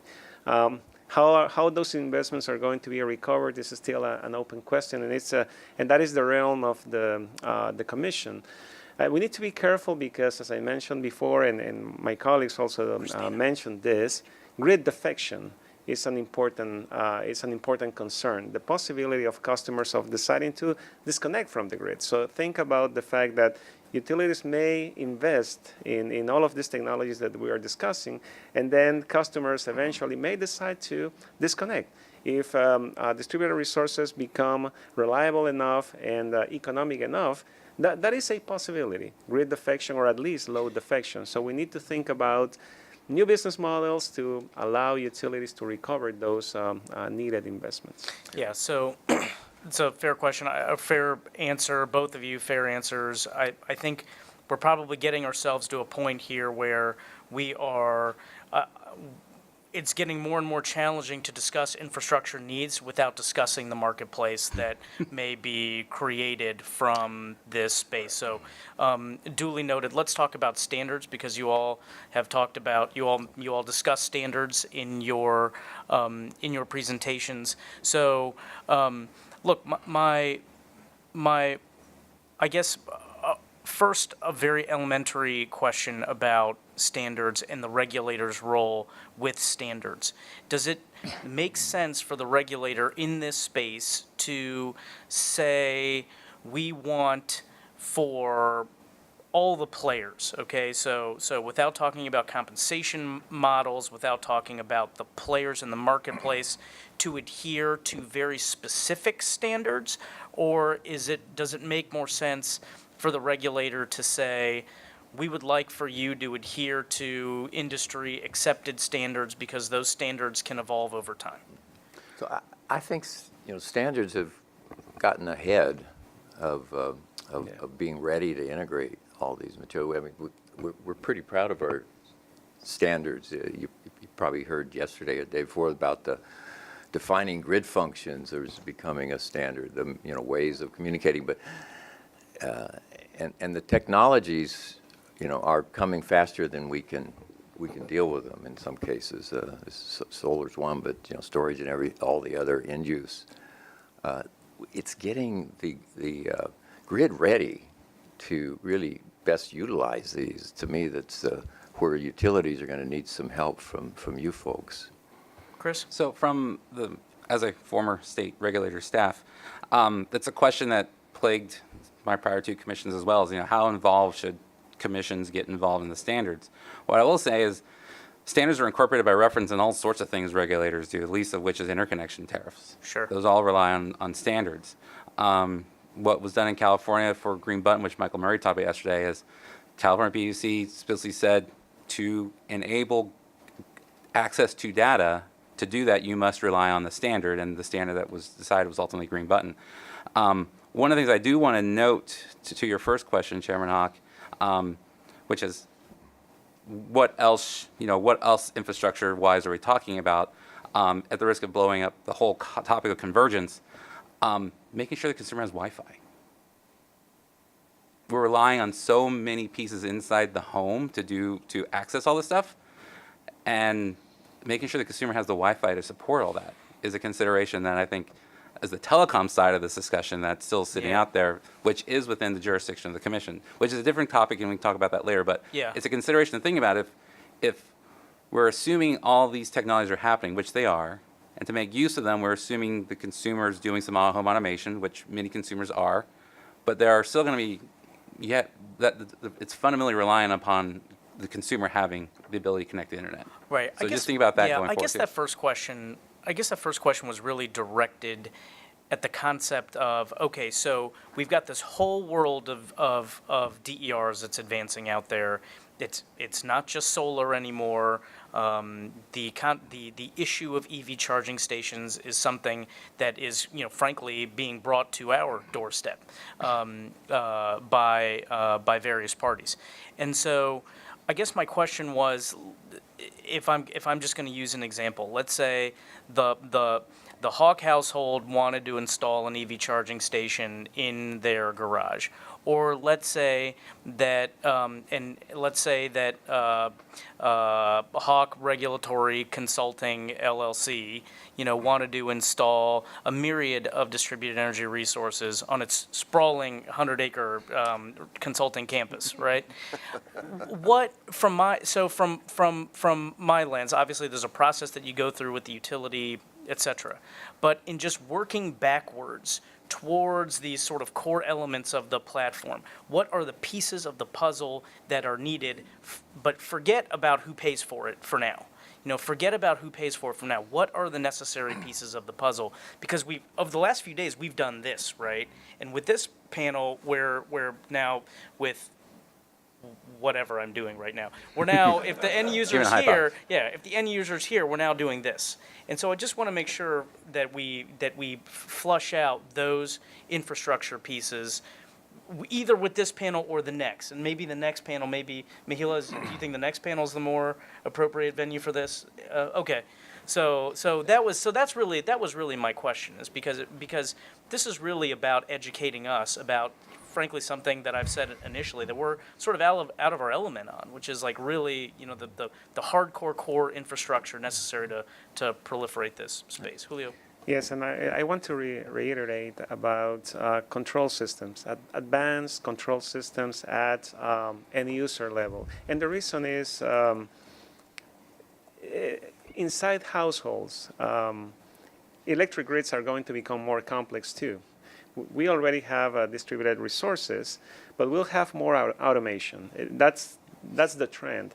So to think about end users manually operating these devices, it's not realistic. So we need advanced intelligence systems that are going to do that for end users. And they need to also interact with utility systems. Of course, in order to do that, you also need pervasive communications, reliable, fast communication systems. So that was the comment about visibility and awareness at that level. And that's something that utilities still don't have. And I wanted to mention something about standards. I believe that it's very important for commissions to participate in the development of the standards. The way I see it, the more the better. Standards are developed by consensus. We have utilities certainly participating. We would like more participation actually from utilities. We have academics, we have practitioners, vendors, and so on. And we have some presence from regulatory boards. But we need more. That's my point. I think that's very important. It's going to help us make sure that we take into account the different realities. Remember that when we develop a national standard, it's somewhat, let's say, a trade-off.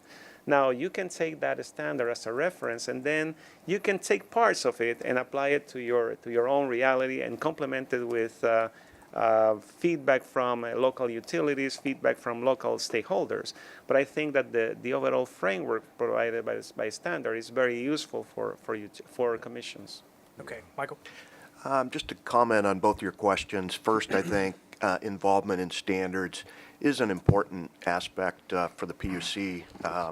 and I think maybe your question was more rhetorical, but I did hear from some of the utilities we spoke to that said they actually appreciated that their state utility commissions were engaged and kind of helped set a level playing field for that technology and others. So there's actually some positive response by utilities that the regulators were taking, an active role in that. So I would encourage it. The second question about what can we do to the grid, or maybe I'm not going to rephrase your question very well, but as a former distribution design engineer, I'm not on the next panel, but this is my chance to just make a comment. When I was, again, a younger engineer and would design a piece of a feeder, again, we're talking about much smaller numbers than the big transmission and power plants. But, I always had to live under the constraint of doing it as cheaply as possible. I wasn't allowed to overbuild and design for maybe future load, because if that wasn't going to be used right away, that was excess plant. So I'm probably not getting the terminology quite correct here, but I think allowing the utilities to have a little bit more flexibility in how they design their system, they could build some of their feeders and their substations to accommodate greater amounts of DER and other technologies. And again, perhaps some additional flexibility might be given to the utilities in the future. Okay, Tom? So Thanks. let's say you have a Tesla in your garage. It's probably not a big issue to charge that unless you want to charge it really fast. Then the utility engineers will have to, but probably an easy solution. But the couple of things that I think have to make all that work with, maybe you have other smart appliances and so forth, is utilities have served load and we were real smart about our balancing and our power plants, and we just met the load. I think now there's a key step is that the utilities have a much better definition of their system all the way down, into your house and how that might interact, and then from there, how do you communicate, and coordinate with your appliances, with your maybe there's some time of day value and when you charge the vehicle and so forth to get that communication going. So better understanding of the wiring all the way down into the house and then the communication to interact with those systems, those resources. Okay, thank you. Who's up? Who's a question? Beth, you have a question? Go ahead.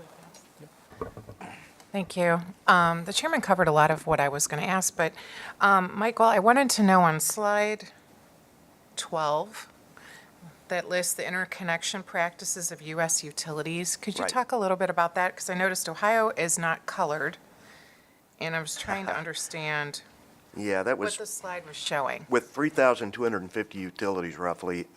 We had to kind of stop it, and we tried to cover as much of the U.S. as we could. So no slight intended, I'll say that. But the process that you'd see, I think, on the next slide was really pretty generic across the country, that all utilities were following a very similar version of this process. And I think from what I've seen and read on the webpage with Ohio, your process falls very much in line here. And it may be worth reviewing this and just looking to see if the process runs as smoothly. At this point, I can't really say in Ohio, but I'm not sure I'm answering your question. But this is, again, I think this has evolved over time, and utilities have really done a great job. And I say utilities, they're the ones who are really in charge of this process.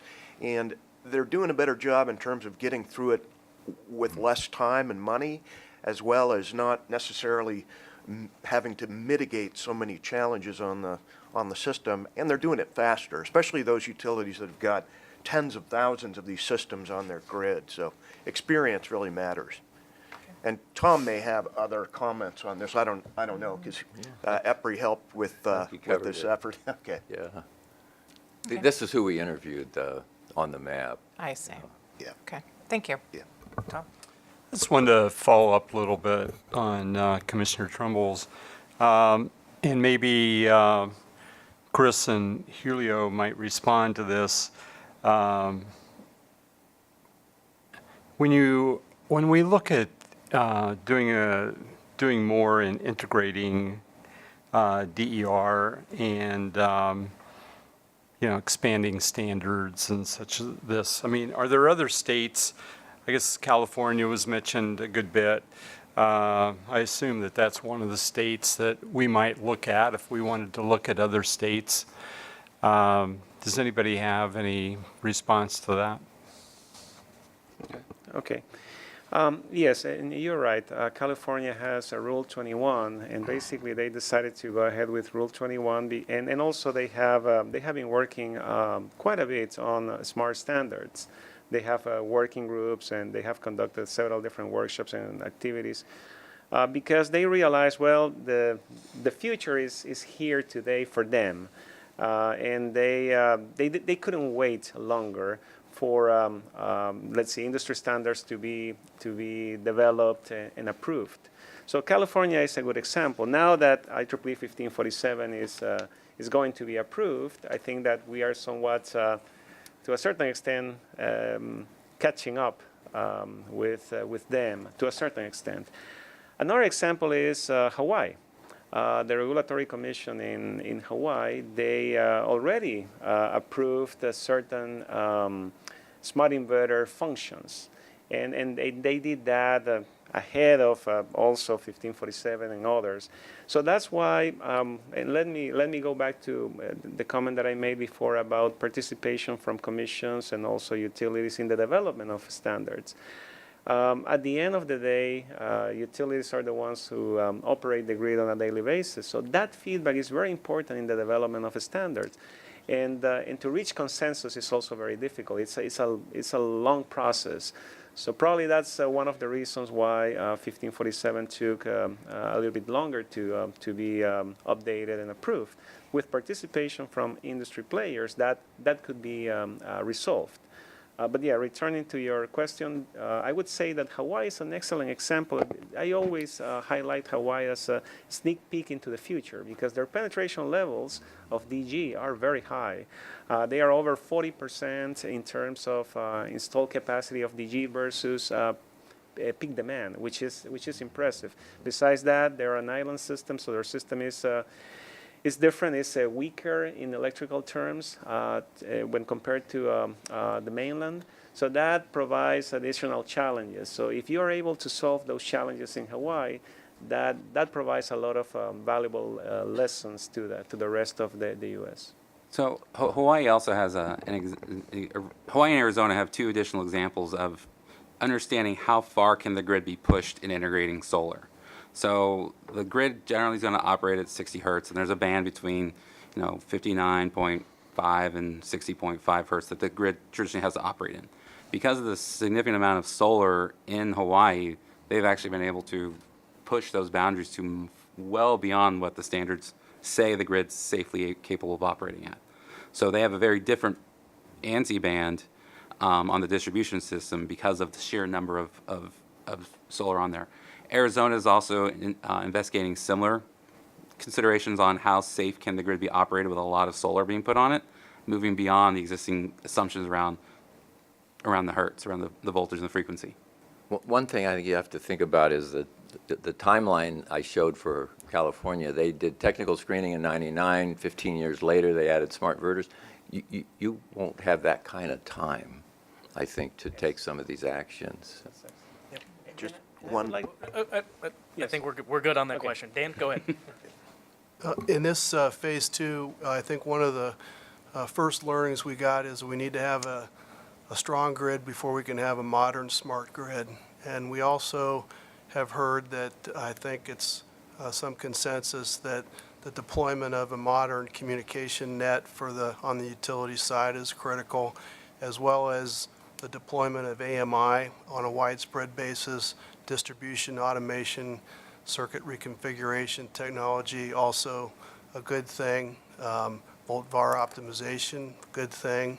And also we're hearing that we're at a point now where for distributed generation that we not only can accommodate it, but we are at a point where we must integrate it into the network, or that it's going to happen, and so we need to get ready for it. And I think we've heard that the use of what I'm hearing today is the use of inverters, the requirement or encouragement of them is also check the box. That's what we should do. And the question that Chairman Hawk raised is also my question. What else do we need to do to prepare or to encourage the preparation of the modern grid? What other technology, what other structures need to be deployed in order to not just accommodate but integrate DER? And I asked the question in a context of reliability first. We don't want to do any harm to the existing network as we break open the barriers to the braver new world that we have in front of us.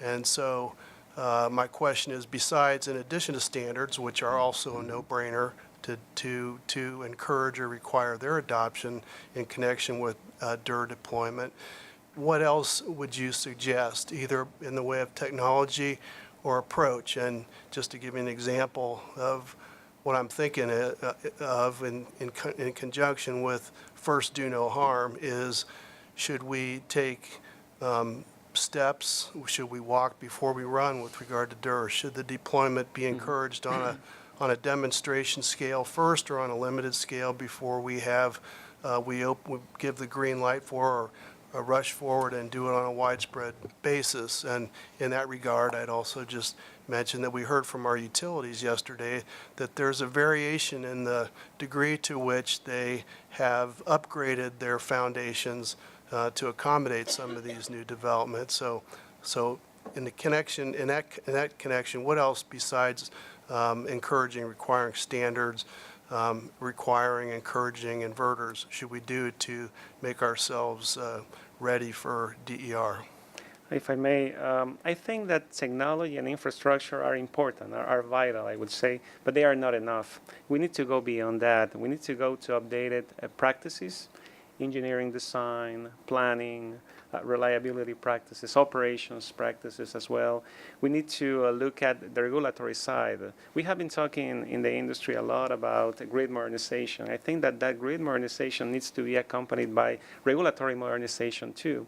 And what I mean by that is, if we really want to take advantage of the potential benefits of DER, because that's what integration means to me. It's not just a matter of hosting those distributed resources, but also take advantage of the potential benefits that they can provide. If we really want to do that, we also need to look at the regulatory side and to be able to encourage those DER to continue proliferating, because, as I said, they are here to stay, and to study mechanisms to compensate them so they can provide those benefits that we need. So I'm not going to talk about compensation because that's a different topic, but included in document on compensation are a number of questions to help get to some of what you're talking about, Commissioner Conway. And what I would actually say to first, before we make any conclusions on we must do this technology, which I think the market and the vendors and the utilities are already heading for, the first thing is, are you confident that the utility themselves have confidence in what they know about their system? Do they have the technology just to even know what their system is capable of doing? And this is not even hosting capacity, so the end result of that. But do they have the visibility all the way down across the ends of their system to know where things might show up? Have they done the scenarios of DER penetrations and its impacts on the system? You can ask them those questions, and hopefully they'll have done some amount of the work. So at the end of the manual are a series of questions that help the commissions themselves think about, but questions they can also ask their utilities on: how prepared are you for DER development? More basically, there's a series of more basic questions before you go down the path of you must do this or you must install this technology. It's like, do you have the capability to utilize that technology? So if you say, go change your interconnection process to allow smart inverters, is the utility process themselves capable of handling the services that smart inverters can provide?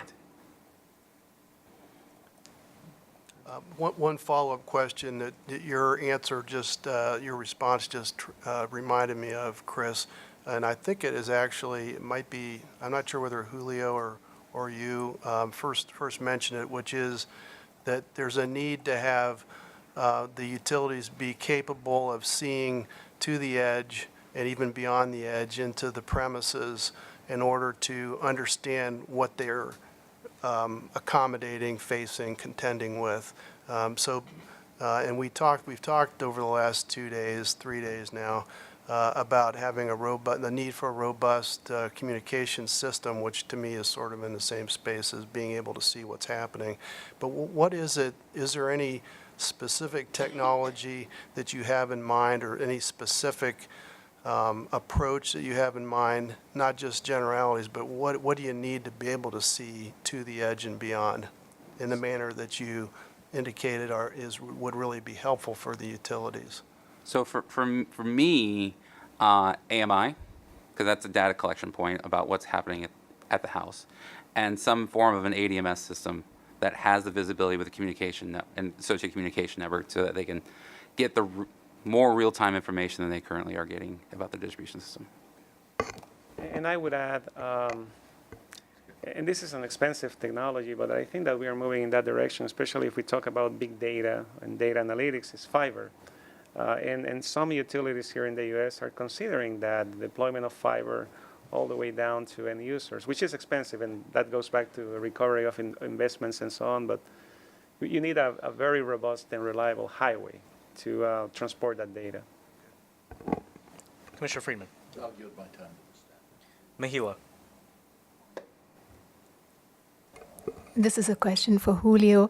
Can you just give us an idea as to what an express feeder is? Yes, I should have explained that.